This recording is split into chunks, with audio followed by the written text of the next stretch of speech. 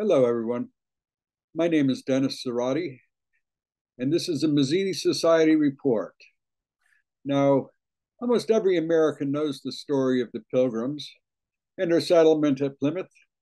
Every Thanksgiving, we remember it, we celebrate it. It goes without saying. But I wonder how many of you know the story of Thomas Morton and the settlement known as Merrymount. Not too many, I'm sure, but it is the story of Thomas Morton and Merrymount that we'll be talking about. In 1624, Thomas Morton, an English lawyer and poet, along with a shipload of indentured servants, sailed from England to what we know today as the town of Quincy, Massachusetts. Upon landing, Morton set the group free from their servitude, and he encouraged them to settle the place and live together as free and equal citizens. And it was wonderful. They did very well. They cooperated and traded with local Indian tribes. They fished. They grew their own food. In fact, they did better than the Pilgrims at Plymouth, but they were not Puritans, and they lived their lives joyfully and freely, and that upended their Pilgrim neighbors. In 1628, the Pilgrims grew impatient.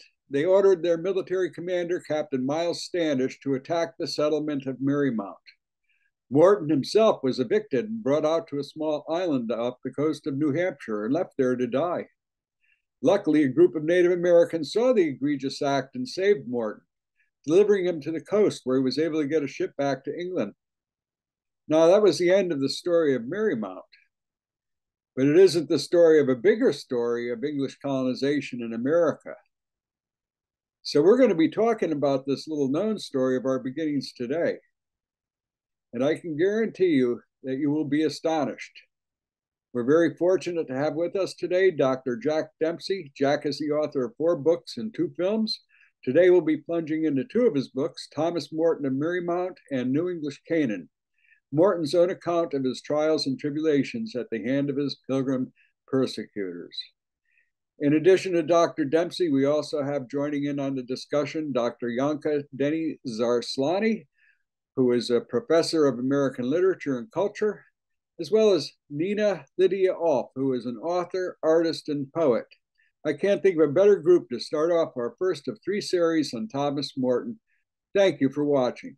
Thank you very much for coming, everybody.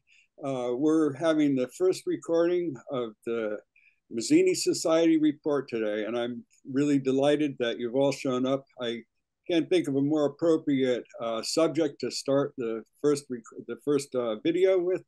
We're going back to 1622. So without any further ado, I'm going to turn this over to you. Thank you very much for coming with us, Dr. Jack Dempsey. Dennis, thank you much. And thank you very much, Nina and Yonca, for being here today.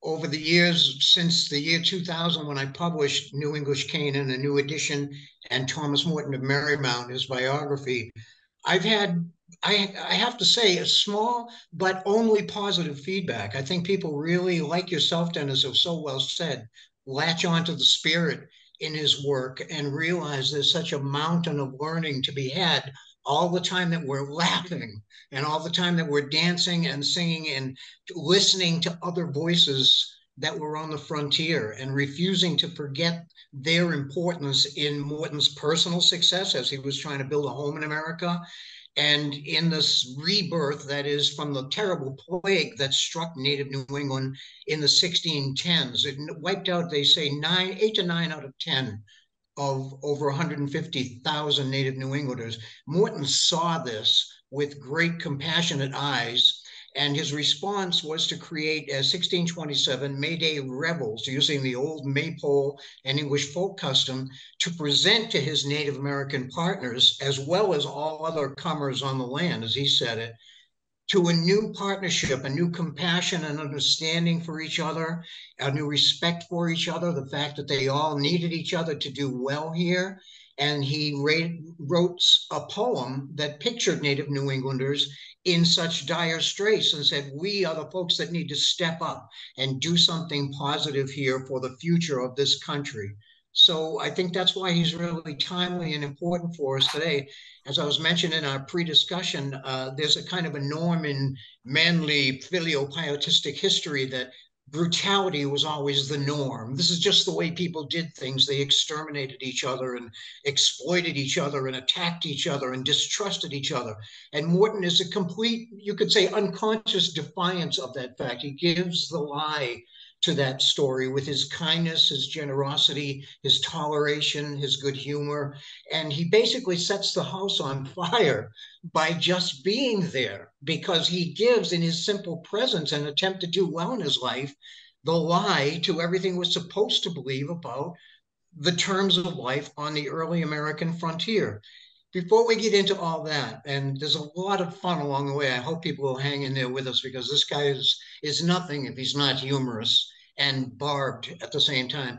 I'd like people to just hear his voice as I construe it. I wrote and created a new edition of his book out of the 16 original copies, reading them line by line all summer, 16 times through to make sure of the correct text.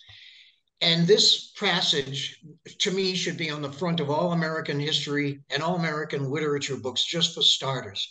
This is what Morton had to say about what he saw before him when he got off the boats, so to say.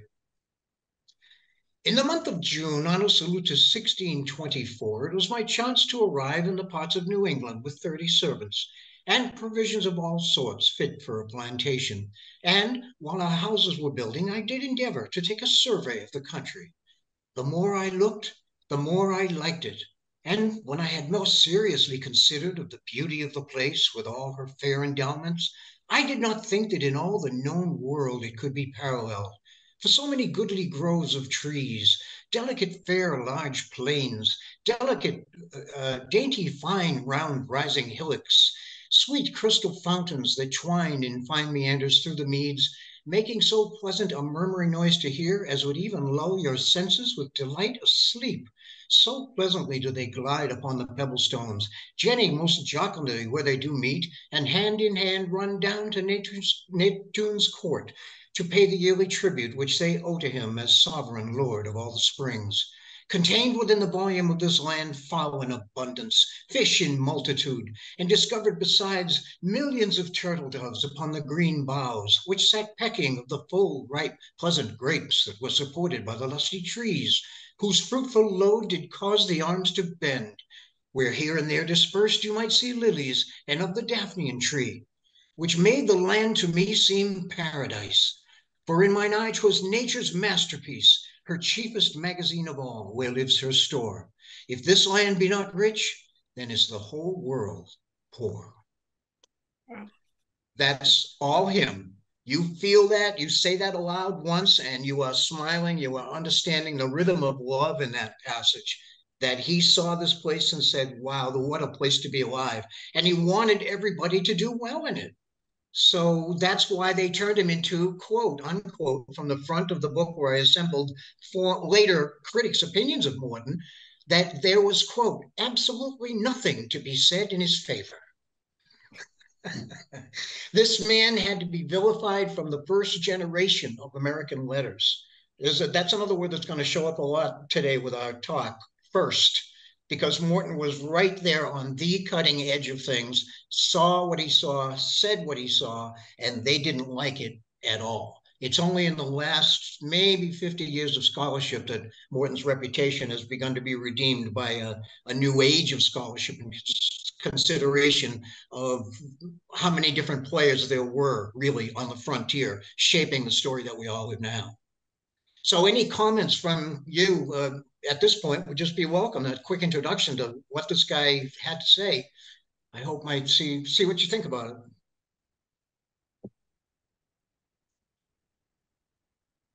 Okay, well, yeah, I'm going to start. The thing about Morton that just amazes me when I've read his story is how much character the man had. I mean, he had such a deep aesthetic sense, and we hear that in the reading that you just provided from him, the beginning of his book, which is just wonderful. His incredible writing and incredible appreciation and deep love for the earth. and and so many other character attributes. I mean, here's a man who was willing to put his side aside for the sake of his idea and for the sake of his vision and for the sake of what he thought was right.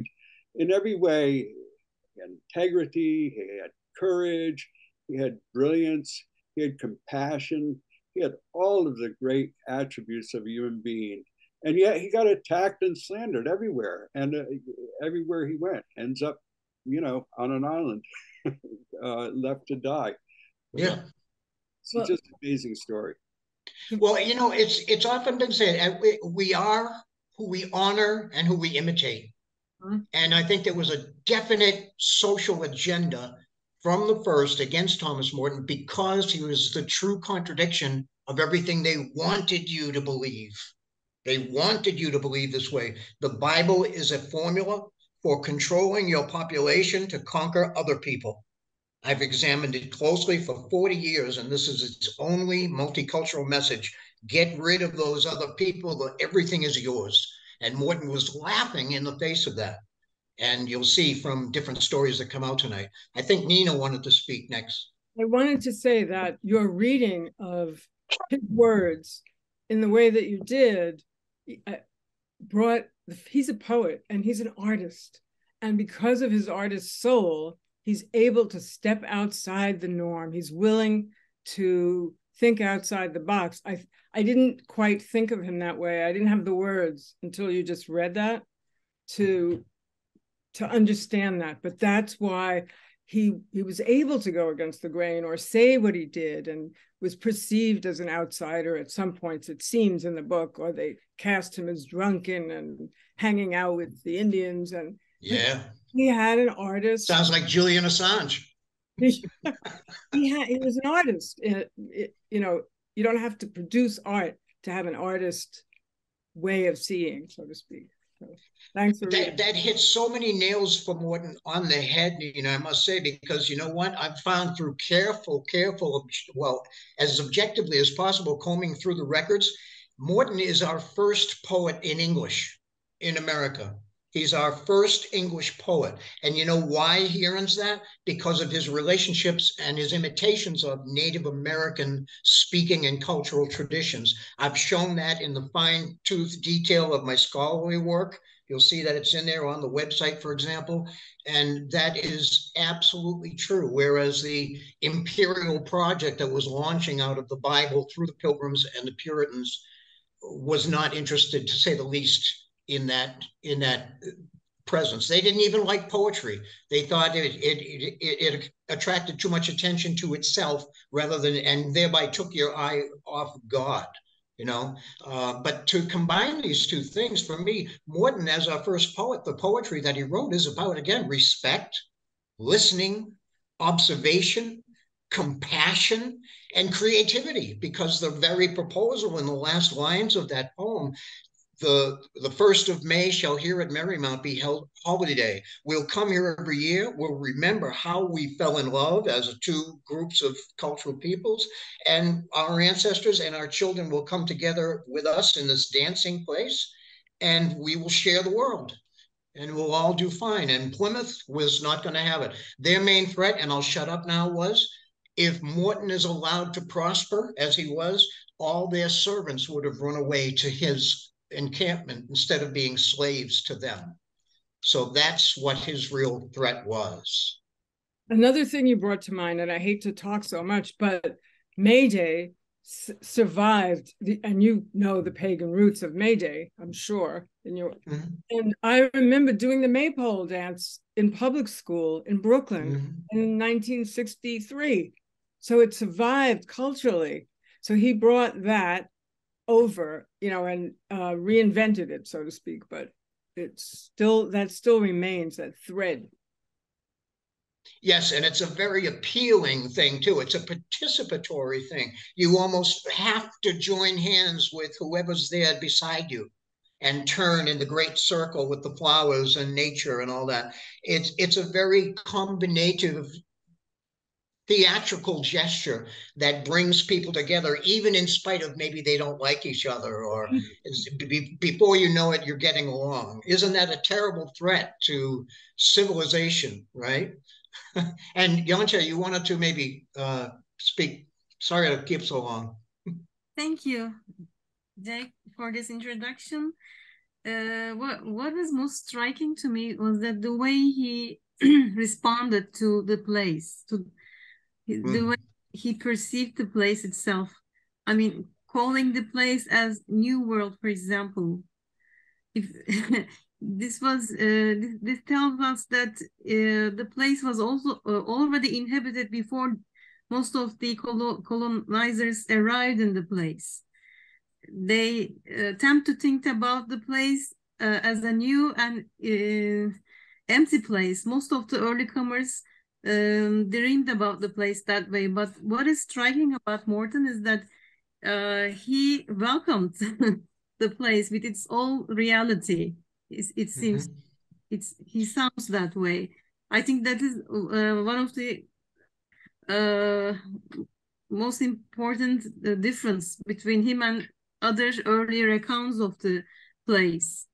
I mean, that's a very important observation, because what you see in Morton's day and in his book is the conflict that was happening then in their political and social life, the Reformation versus the Renaissance. The Renaissance was about the resumption of ancient people's learning through the pagan literatures that the Arabs and then the Greeks and the Italians and then the French and then the English all shared, and reinvigorated their entire civilizations by learning how to what?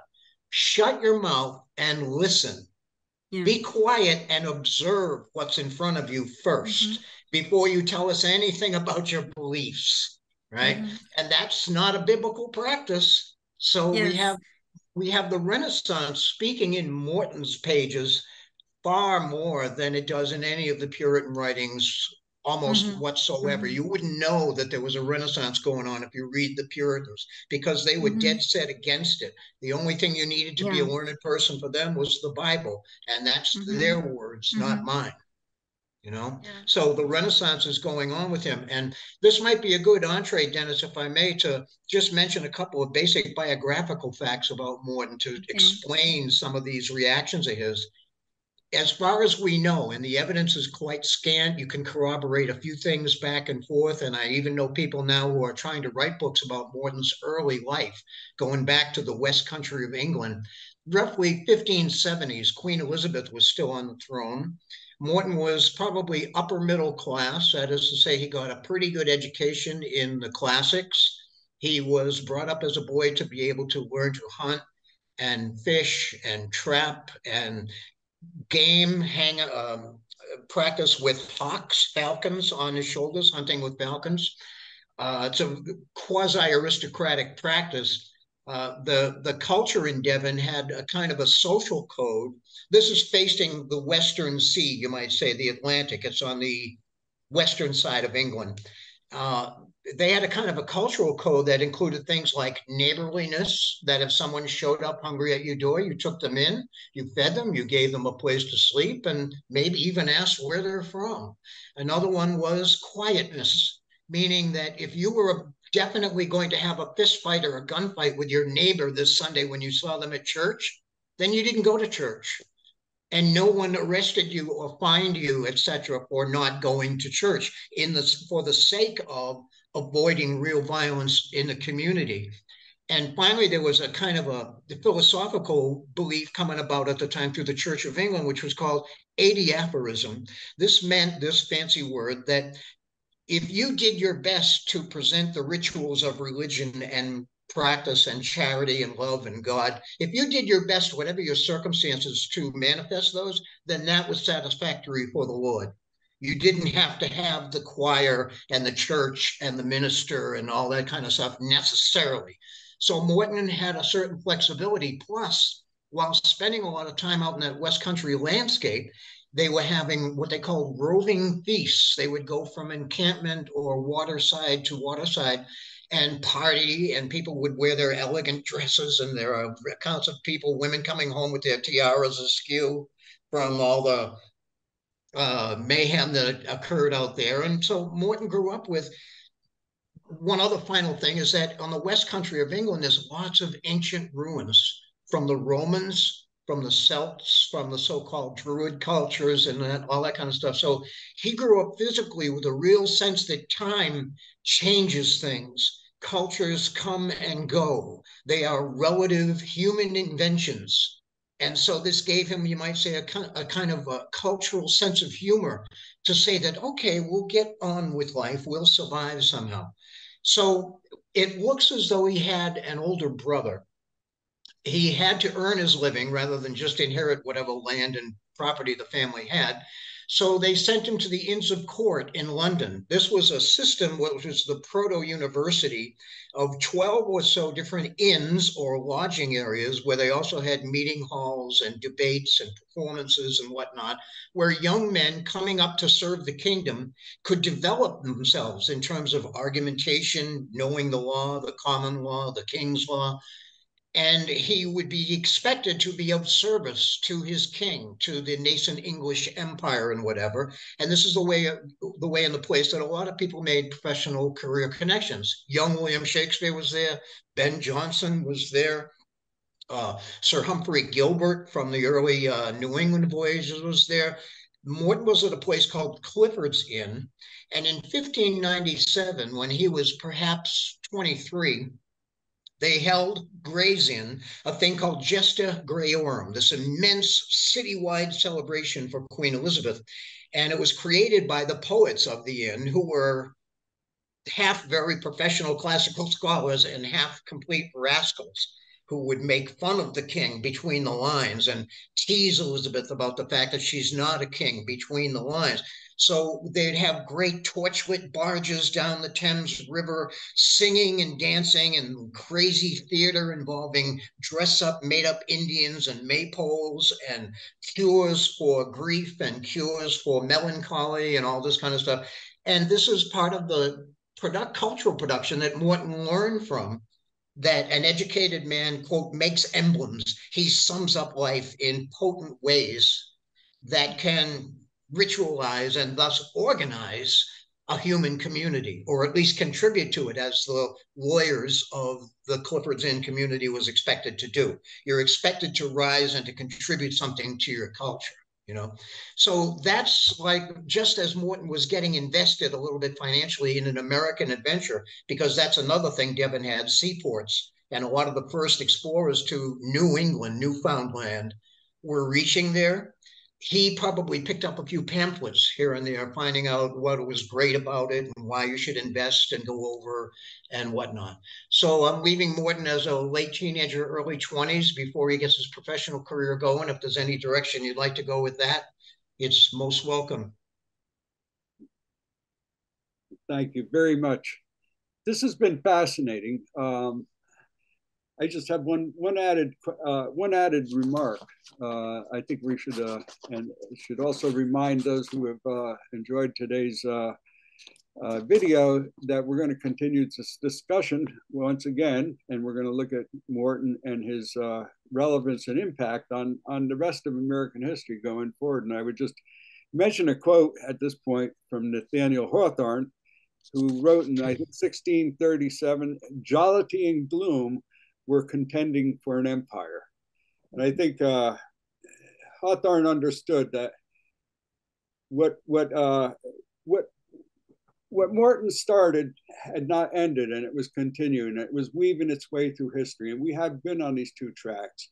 And I think this is so important for everybody to understand in this country, that no, we didn't suddenly become a country that was polarized as it is now. We were polarized at the very beginning. And I think we're going to move forward in the next presentation, talking about how that has come to be and what its impact is on us today. So I want to thank everybody, all of our guests today, and say goodbye. And please hit the like button. I guess that's what you're supposed to say, and to subscribe. And we're going to be back. Come and visit. Thank you very much. And thank you. Thank you all. Well, thank you for joining us, but it's not the end. We're going to continue with the series on Thomas Morton until we exhaust the subject and we make Thomas Morton a household name, at least in some households. At any rate, We hope you'll come back to join us sometime in the future. And we hope you'll subscribe and you'll hit the like button. We're just getting started and we really appreciate your support. And we'll see you soon.